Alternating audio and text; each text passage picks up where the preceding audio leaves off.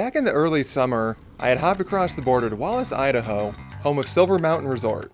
I've been here several times in the winter to snowboard, but somehow it was late popping up on my radar of possible bike parks in the area.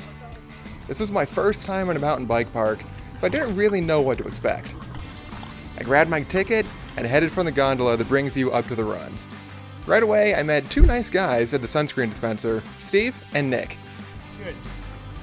So here's Crescent. Let's take trips. Yeah. They were semi-local Idahoans, but this was all of our first times at a lift service trail system, so we rode several laps together. Kind of rocky, not quite as smooth as I was expecting. I was pretty amped, so I hit the first trail hard.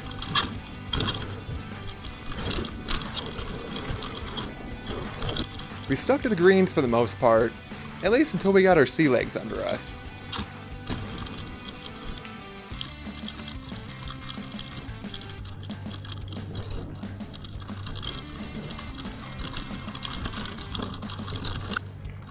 We were all surprised how rocky and rough these trails were for beginners. If this was green, I was afraid to try blue. But we had fun.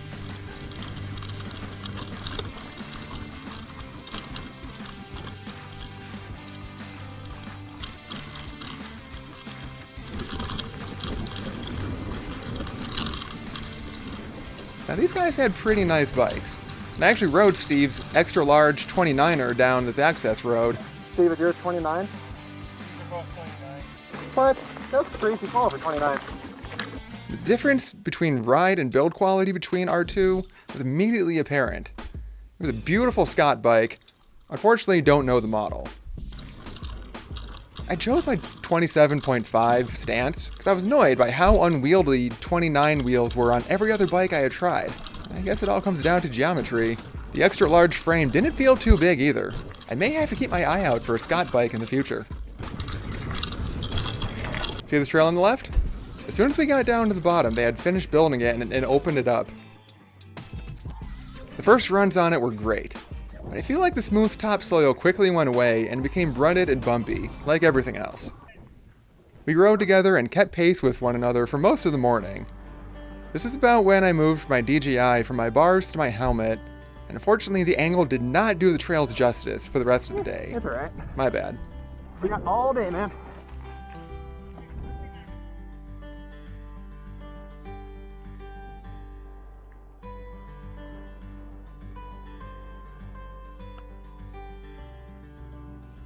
Go ahead.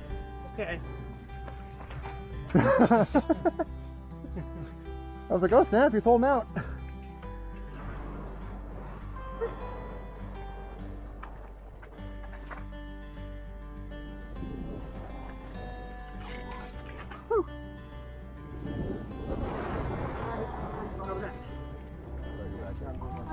How'd you guys do on some of those drops?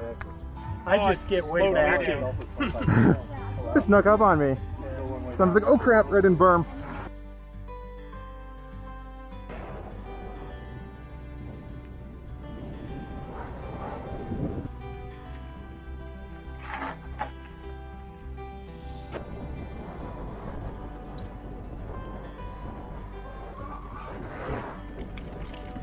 Pretty rocky for a green.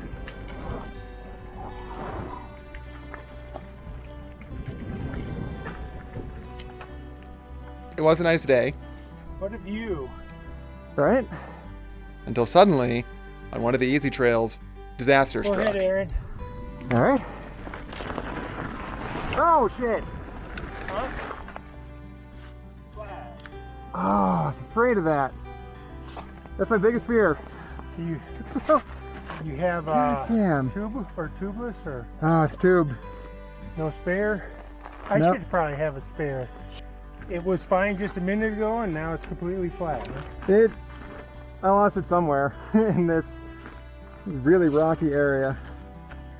I bet you can go down to the chairlift right up and buy a tube at the top God, I hope so. and get a spare tube right away. Yep. Right?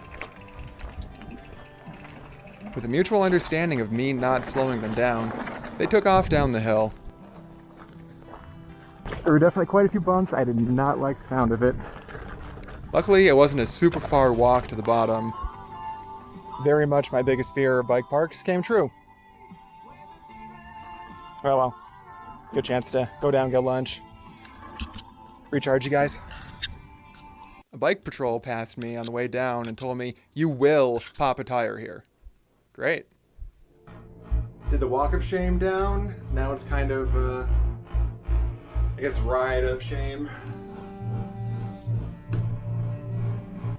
I guess the only plus is now I can do some things I've been meaning or wanting to do since I got the bike.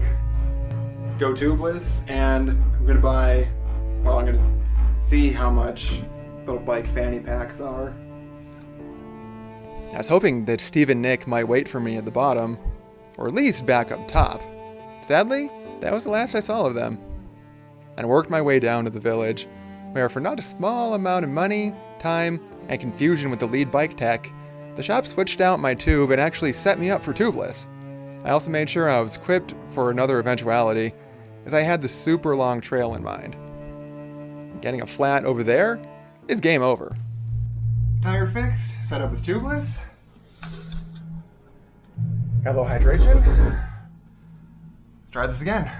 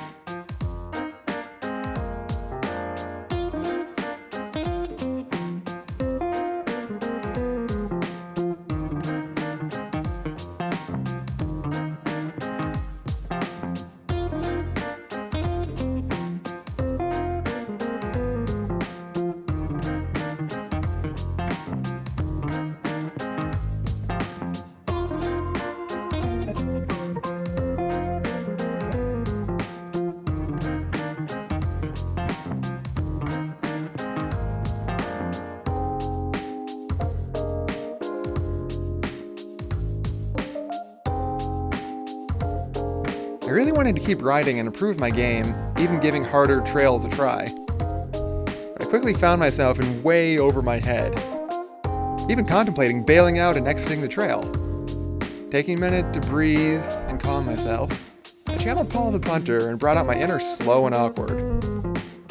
It definitely helped, but at this point my rear brakes were noticeably worn down.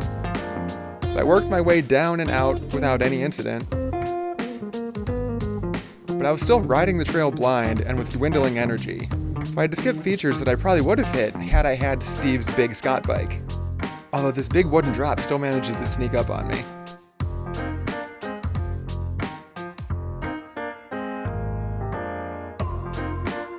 I was beaten by this trail, tired, and without adequate brakes, so there was no way I was going to hit this drop at immediate turn.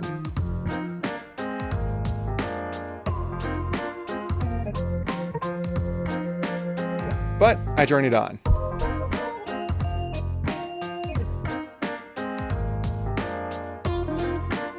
You only live once, and it's better to take a chance than repeat mediocrity. This trail really had potential had it not been so washed out, also had I been a better rider at this point. It was a pretty hefty drop for my little XC trail suspension.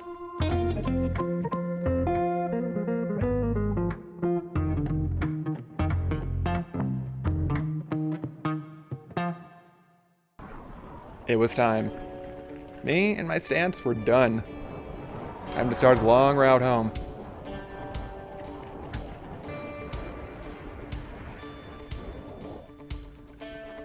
Now, why my audio came back here, I don't know. This DJI footage is insanely large and clunky, so to even begin to edit, I had to first convert it into H.264. Doing so somehow dropped much of the audio, thus the need for some narration. The brake power to stop. They are worn. It's really pretty back here.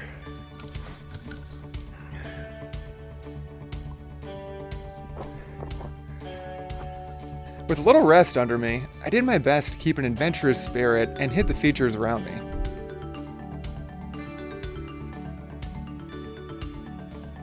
Well, to a point. This place is so rocky, and I was terrified of getting another flat. I did have an emergency pack at this stage, but still was cautious.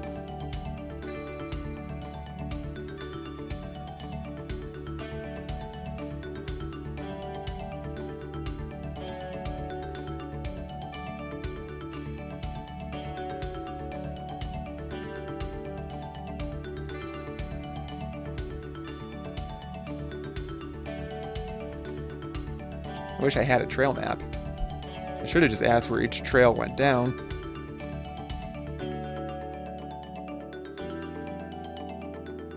Probably could have taken the access roads to the side, but didn't want to risk wandering into private land.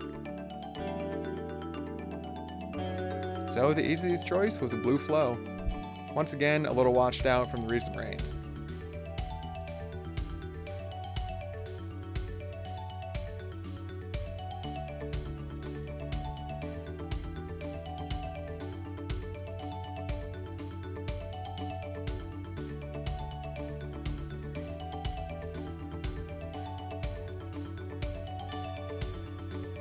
I tried getting creative, and it immediately backfired.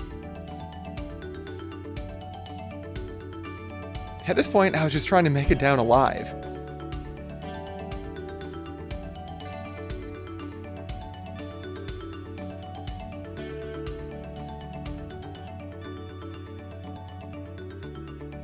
Another break and refresh needed as I decided which doom route to choose.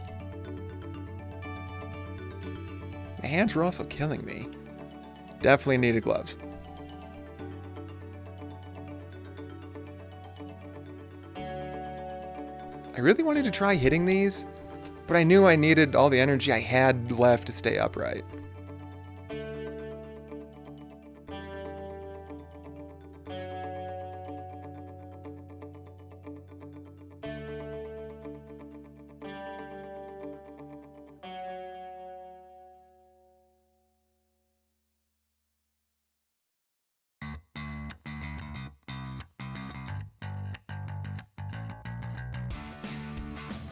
I was thoroughly enjoying the flow and changes in scenery. It was quite beautiful. I was definitely regretting not getting on this trail sooner, but there's always next time.